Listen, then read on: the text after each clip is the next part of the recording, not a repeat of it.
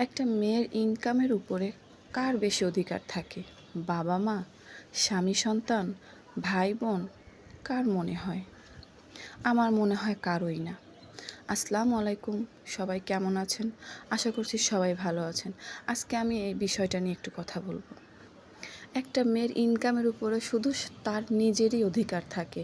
সে যদি মনে করে আমি আমার হাসব্যান্ডকে সাহায্য করব, সে করতে পারে। সে যদি মনে করে আমি আমার বাবা মা, ভাই বোন, সন্তানকে সাহায্য করব, সে করতে পারে। কিন্তু এটার উপরে কেউ দাবি করতে পারে না, কেউ জোর খাটাতে পারে না যে একেই দিতে হবে, ওরেই দিতে হবে, আমাকেই দিতে হবে, এমন দাবি কেউই করতে পারে না। একটা মেয়ে বিয়ের পর যদি শ্বশুর শাশুড়ি, স্বামী, সন্তান সবার যত্ন নিতে পারে, খেয়াল করতে পারে, তাহলে একটা ছেলেরও সেম তাই করা উচিত। একটা ছেলে ইনকামের পর তার বউ, বাচ্চা, বাবা মা বা বাকি অন্যান্য ফ্যামিলির খরচ বহন করতে পারে বা নিজের ইচ্ছামতো টাকা খরচ করতে পারে, তাহলে একটা মেয়ে কেন ইনকাম করে তার বাবা মা, ভাই বোন, স্বামী, সন্তান বা অন্যান্য খরচ কেন করতে পারে না? তার উপরে একটা ছেলের কেন এত জোর থাকে, কেন এত চাপ থাকে যে আমার ফ্যামিলি দেখবে, তুমি অন্য ফ্যামিলি দেখবে, এটা কেন বলে?